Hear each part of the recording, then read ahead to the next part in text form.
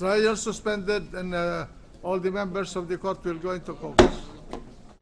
Trial resumed. Majority Floor Leader. Mr. President, for the record,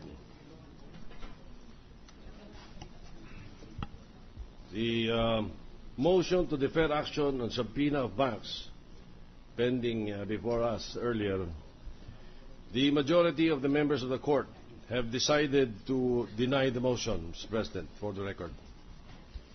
On the motion to stop reception of evidence in relation to the FASAP case, the majority of the members have decided to deny the motion, with a reminder to the prosecution not to touch upon the merits of the case, which is still pending before the Supreme Court. Ordered. Thank you. Mr. President, we are ready for the cross-examination of the defense. The Defense Counsel will now proceed with the cross-examination of the witness. We are ready, Your Honor. Proceed. Your Honor, we are calling back witness Roberto Anduisa, President of FASAP.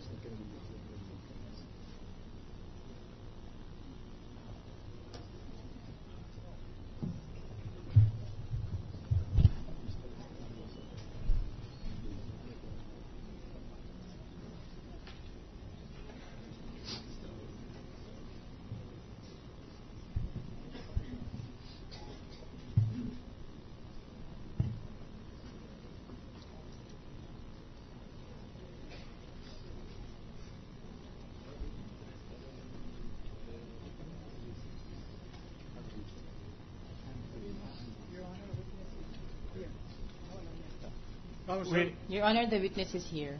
With the kind permission of this honorable court, may we proceed. be allowed to proceed, Your Honor? Proceed. You're right. Mr. Anduisa, I understand that FASAP is a labor union. Opo. You reorganized and registered with the Department of Labor. Opo. So, it also has a board of directors. Yes. May we know from you whether your appearance today is authorized by the board? Kasama ho ng function ko yan bilang isang presidente. That's not my question to you. My question to you is whether there is a board resolution authorizing you to appear. Kindly ask, may we ask, Your Honor, that the Wala po. witness... Wala. So your coming here is only at your instance, voluntarily. Bilang isang presidente ng labor union. I see. Now, I noticed that while you were testifying, you were apparently too mad against the Chief Justice Corona. Am I right? Hindi naman po. What made you state that kaya nga po gusto namin, maalis na siya? Kasi nga, because of sa pangingialam niya po, sa tingin namin na pangingialam niya, nagresulta sa pagkabawi ng final decision. Of course, hindi kami naging masaya sa partisipasyon niya. Sa pagkaalam ninyo, ano po ang naging base ng inyo sa pagkaalam ninyo? Sa mga earlier resolution po ng Supreme Court, malinaw na nag-inhibit siya earlier. Tapos doon sa October 4, yung pagbawi ng desisyon, nag-participate siya. Alin pong decision ang binawi? Yung recall po, yung final decision nung September 10. Yung order denying the second motion for reconsideration. Ganon ho ba? Opo. So the order on the merit, the decision on the merits still stand. Yes, meron. And it is in favor of FASAP. Yes po. That had not been touched Hindi whatsoever. pa po. Hindi pa po. All right. So it is very clear now that what had been touched in the resolution you're speaking of is only the order denying the second motion for reconsideration. Yes.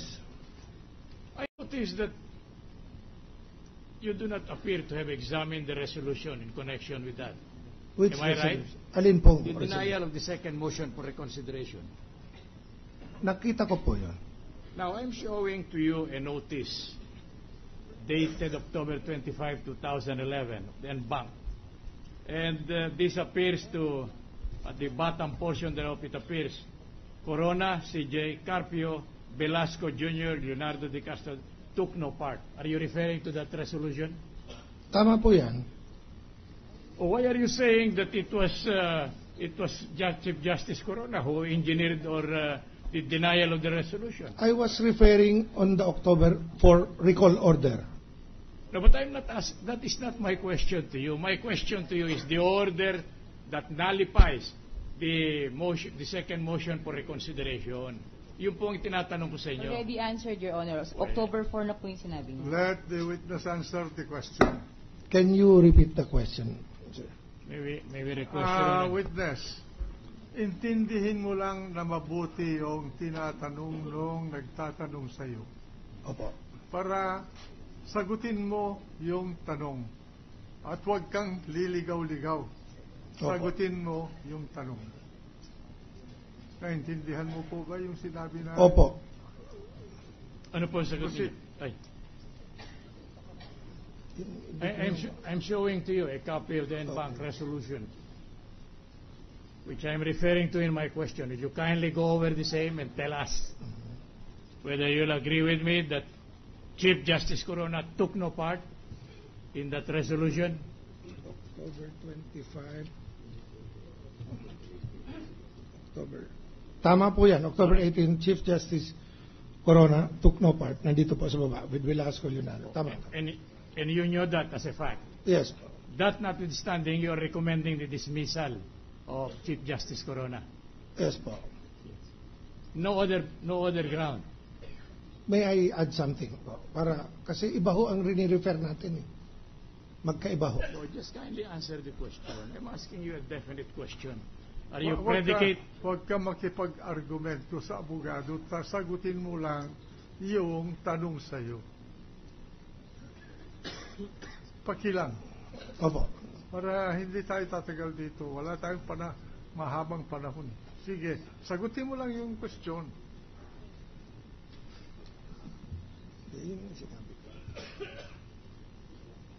Anong exhibit yun? Tama ho ito. Noong October 18 notice, en-banc took no part ho si Chief Justice Corona. Thank you. May we request, Your Honor, that this document identified by the witness be marked as exhibit 60? 60, Your Honor. Mark it accordingly. Now, I am showing to you again another resolution of the Honorable Supreme Court en banc dated February 6, 2012. Kindly go over the same and tell us whether October 4. Kindly go over the same and tell us whether you are acquainted or you know that resolution.